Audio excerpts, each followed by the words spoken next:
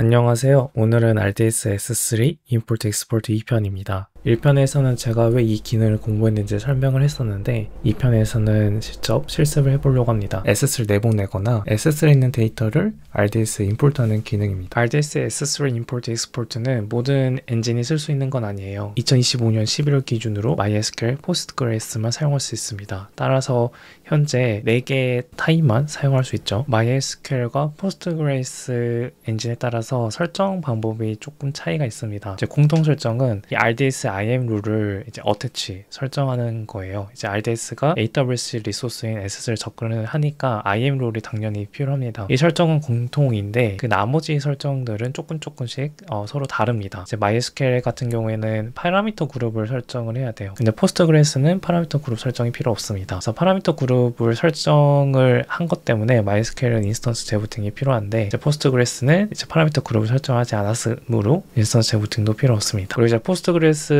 특징인 익스텐션이라는 기능이 있는데 이제 MySQL하고 다르게 이제 MyDB 익스텐션을 설치를 해야 돼요. 다르게 말하면 이제 SS 임포트 익스포트를 할 수 있는 익스텐션을 설치해야 됩니다. 그리고 마지막 이제 차이점이라면 MySQL은 이제 DB 유저에게 SS 임포트 익스포트하는 권한이 이제 별도로 설정을 해야 되는데 Postgres는 데이터베이스 롤이라는 것만 설정을 할 뿐 임포트 익스포트라는 권한을 따로 설정을 하지 않습니다. 먼저 IAM 롤 설정을 봐볼게요. IAM 롤은 이제 퍼미션에 S3에 접근하는 거, 그리고 아이템을 가져오는 거, 마지막으로 아이템을 S3에 푸시하는 거, 이렇게 권한을 설정하면 됩니다. 그래서 리스트, get, put, delete, 삭제까지 이렇게 포함해서 S3에 아이템을 뭔가 추가하고 수정하고 삭제하고 이런 IAM 폴리시를 부여를 했어요. 그리고 이제 trust relationship이 중요한데 RDS가 이 IAM 룰을 사용을 하는 거잖아요. 그래서 이 principle, 이 IAM 룰을 사용하는 principle이 RDS amazon.com입니다. 이제 이 설정이 올바르지 않다면 RDS에서 이 IAM 룰을 사용하지 못해요. 저희가 맞는 IAM 룰을 이제 RDS에 붙여야 되는데요. 이 설정 방법이 MySQL과 Postgres와 조금 차이가 있습니다. MySQL 같은 경우에는 이 Managed IAM Rules 보이죠? 여기서 저희가 생성 IAM 룰을 선택을 하면 되는데 보면 Read, Write 뭐 구분이 없어요. IAM 룰만 지정을 하지 어떤 Read, Write 권한이 없습니다. 다르게 말하면 MySQL은 IAM 룰 한 개만 사용을 해야 된다. Postgres는 달라요. Postgres는 이 IAM 룰을 붙일 때 임포트가 가능한 IAM 룰 그리고 익스포트 IAM 룰 이렇게 따로 어태치를 해줘야 돼요. 그래서 MySQL과 Postgres 설정은 이 IAM 룰 개수 차이가 있습니다.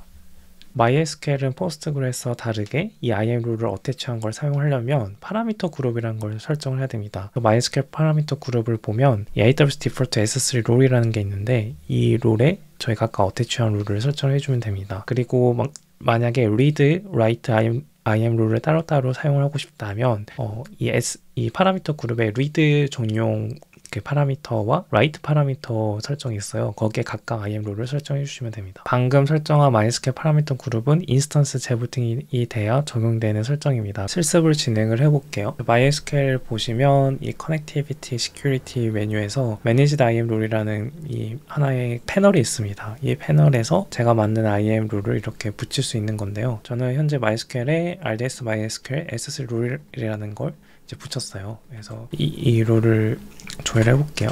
이 룰을 조회를 하면 MySQL에는 get, put, delete, list 이 권한 한 번에 다 줬습니다. 그리고 제가 임시로 만든 버킷에서만 접근을 할 수 있도록 해놨죠. 그런데 이제 Postgres를 봐볼게요. Postgres를 보면 이제 MySQL 다르게 이 피처라는 기능이 있어요. MySQL은 이 피처라는 게 없었는데 Postgres는 이 피처라는 게 있기 때문에 익스포트 할 수 있는 IAM 룰 그리고 임포트 할 수 있는 IAM 룰 이렇게 각각 설정을 해야 돼요. MySQL은 이제 옵션이고 write 할 IAM 룰, read 할 IAM 룰 이렇게 나눌 건지 옵션이고 Postgres는 이제 required 의무적으로 이렇게 설정해야 됩니다. MySQL은 파라미터 그룹도 설정을 해야 된다고 말씀드렸잖아요. 그래서 클러스터 파라미터 그룹 좀 살펴볼게요. 네, 클러스터 파라미터를 보기 위해서 Configuration 그리고 DB 클러스터 파라미터 그룹이라는 메뉴를 클릭을 하시고요.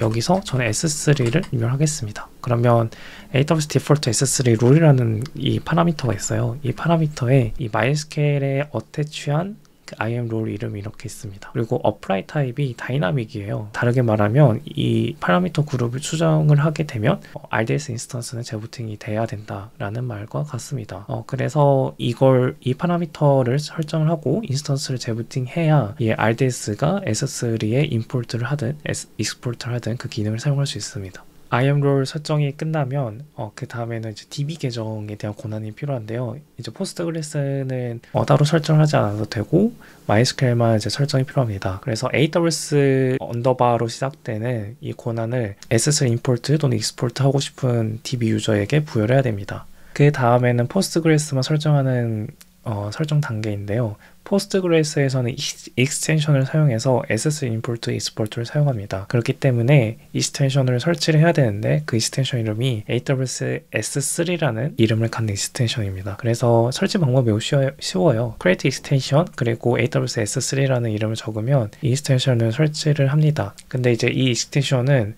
지금 보시는 것처럼 스키마 단위로 관리가 돼요. 그래서 내가 사용하려고 하는 스키마를 명확히 지정을 하고 거기에 스키마에 올바르게 이 AWS S3 익스텐션을 설치해야 됩니다. 한번 포스트그레스 익스텐션을 설치해 볼게요. 저는 저희 블로그에 미리 만들어 놓은 명령어를 그대로 사용할게요. 아까 말씀드린 것처럼 create extension이라는 명령어로 포스트그레스 익스텐션을 설치하고 그 설치할 인스턴스 익스텐션 이름은 AWS S3입니다. 그래서 이걸 복사를 해서 그대로 붙여 놓으면요. 네, 이렇게 잘 명령어가 실행이 됐습니다. 그러면 저는 지금 AJ이기 때문에 퍼블릭 스키마를 사용했고요. 퍼블릭 스키마에 AWS S3의 익스텐션을 설치를 했습니다. 그래서 포스트그레스는 이제 AWS S3 임포트 익스포트 쓸 때 여기 모듈에 있는 함수를 사용하게 됩니다. MySQL 임포트를 한번 해보도록 할게요. 저의 블로그의 명령어를 정리를 해서 그 명령어 그대로 사용을 해볼게요. 이제 그 전에 간단히 MySQL과 포스트그레스의 임포트 기능 차이를 보면 제 생각에는 이 여러 개 파일을 임포트 할 수 있냐 없냐의 차이인 것 같아요. MySQL 같은 경우에는 지금 보신 것처럼 프리픽스라는 기능을 지원을 해요. 파일 한 개를 지정할 수도 있지만 S3 파일 여러 개를 임포트 하고 싶다. 그러면 프리픽스라는 기능을 사용해서 여러 개 파일을 한 번에 임포트 할 수 있습니다. 그런데 포스트그레스는 현재 2025년 11월 기준으로는 프리픽스 기능이 없어요. MySQL 임포트에서는 저는 S3 프리픽스라는 기능을 사용해서 여러 개 파일을 한 번에 임포트 할 거고요. 그걸 위해서 이렇게 프리픽스를 지정했어요. 라인 아이템 언더바 있죠? 언더바로 시작하는 아이템 두 개를 이렇게 준비를 했습니다. 이 두 개는 결국은 이 하나의 파일을 쪼갠 거고 이 파일은 600만 개의 로우가 있어요. 그래서 600만 개 로우를 저는 RDS S3 임포트로 MySQL에 하려고 합니다. 그래서 그 명령어는 제가 이렇게 미리 준비를 해놨거든요. 보면 버킷 이름 그리고 프리픽스 라인 아이템 언더바로 시작되는 것들을 파일을 찾아서 로드 데이터 하라고 제가 SQL 문을 적었습니다. 제가 정리한 명령어를 복사를 해서 그대로 사용을 해볼게요. 그러면 600만 개를 임포트를 해야 되기 때문에 미디엄 기준으로 10분 미만이 걸렸던 걸로 기억해요. 그래서 10분 이후에 다시 한번 살펴보도록 할게요. 제가 10분이라고 생각을 했는데 실제로는 2분 정도 걸렸고요. 여기 보면 2분 정도 걸렸다고 돼 있죠. 그리고 정말 내 데이터가 잘 들어가는지 확인하는 명령어를 실행했습니다. 간단히 select count 문을 사용을 했어요. 그래서 제가 약 600만 개라고 말씀드렸는데 600만 개 데이터가 잘 들어왔습니다. 이제 expорт를 사용해 볼게요. export도 SQL 문을 사용할 거고 select into our 파일을 사용할 겁니다. 이 명령어는 select한 거를 어디 경로에 저장하는 SQL이에요. 그런데 그 저장하는 곳을 버킷으로 저장한 것 뿐입니다. 그래서 버킷을 저장하게 되면 여기 아래인 것처럼 매니페스트 파일과 그리고 파티셔닝 파일이 이렇게 저장이 돼요. 이 매니페스트를 보면 어떤 파일이 익스포트가 되었는지에 대한 URL 경로, 즉 S3 URL 경로 이렇게 저장이 되어 있습니다. 이 매니페스트를 사용하면 임포트 할 때도 이 매니페스트를 읽어서 그대로 임포트 할 수 있더라고요. 익스포트를 한번 해보도록 할게요. 아까 임포트 했던 것 중에 600만 건 중에 10개만 이렇게 리밋으로 제한할 거예요. 왜냐하면 이제 전부 다 익스포트를 하게 되면 데이터 비용이 개인적으로 나가기 때문에 리밋을 걸어놨습니다. 이렇게 복사를 해서 명령을 사용할게요. 그러면 명령어가 잘 실행이 됐죠. 에러 없이. 명령어를 잘 보시면 저는 esport라는 디렉토리 안에 MySQL esport라는 이름으로 esports 파일을 지정을 했습니다. 그래서 이렇게 보시면 버킷에 보면 MySQL esport라는 파일이 2개 생성이 되었고, 이렇게 생성된 이유는 제가 이렇게 MySQL esport를 지정했기 때문이에요. 이름을 이렇게 지정이 됐고, manifest 그리고 파티션이 이렇게 파일에 저장이 되었습니다. 그리고 이 파일의 내용은 다운로드 받아서 확인을 하면 되고, 그 내용은 아까 말씀드린 것처럼 esport한 데이터, 그리고 어떤 esport가 되었는지에 대한 엔트리, 그 엔트리는 SSL 버킷 URL이 이렇게 저장이 되어 있습니다. 포스트그레스 임포트를 해보도록 할게요. 그래서 포스트그레스는 저희가 이스텐션을 설치했잖아요. 그 이스텐션이 AWS S3였고, AWS 이스텐션의 테이블 임포트 from S3라는 함수를 사용해서 S3 임포트를 할 겁니다. 그래서 그 파라미터로 어떤 테이블에 임포트 할지, 그리고 어떤 버킷에 있는 파일을 임포트 할지, 이런 것들을 설정했어요. 이 명령을 그대로 복사를 해서 이제 붙여 놓을게요. 붙여 놓을 거고, 아직 실행하기 전에 포스트그레스로 임포트 할 파일을 설명드릴게요. 아까 MySQL에서 임포트한 것과 똑같은 데이터인데, 다만 파일을 쪼개지 않고 하나의 파일로 있습니다. 포스트그레스는 2025년 11월 기준으로 아직 멀티 파일 임포트가 안 되는 걸로 제가 확인이 돼서 이제 파일 하나를 이렇게 지정을 할 거예요. 그리고 이걸 이제 실행을 해볼게요. 명령을 실행하면 포스트그레스도 MySQL처럼 약 10분 정도 걸릴 거로 예상이 됩니다. 10분 뒤에 한번 봐볼게요. 포스트그레스 S3 임포트가 잘 끝났습니다. 여기 보시면 600만 건의 데이터가 지금 임포트 되었다고 이렇게 표시가 되었고, 이제 놀랍게도 MySQL보다 성능이 좋아요. 다르게 말하면 이제 S3 임포트 속도가 훨씬 빨랐어요. MySQL에 대한 이제 이전 영상 타임라인을 돌려보면 아시겠지만 2분이 걸렸거든요. 2분 30초인가 걸렸는데, 포스트그레스는 30초밖에 안 걸렸네요. 속도 면에서 더 빠릅니다. 그리고 지금 MySQL과 포스트그레스 DB 스펙이 같지만 속도가 이렇게 빠른 거 봐서는 포스트그레스가 뭔가 더 최적화가 되어 있나 보네요. 그래서 이런 결과를 보고 좀 놀라울 따름이네요. 포스트그레스 esport를 실행을 해볼게요. 임포트와 마찬가지로 AWS S3는 익스텐션을 사용할 거고, Core Export2의 S3라는 함수를 사용할 겁니다. 그리고 select 문을 사용해서 어떤 버킷에 저장을 하겠다라는 파라미터를 이렇게 사용을 했습니다. 이걸 그대로 사용할 거고요. MySQL처럼 마찬가지로 제가 600만 건을 다 export 하지는 않을 거예요. 왜냐하면 저희 개인 병이 나가기 때문에 10개만 이렇게 export를 해볼게요.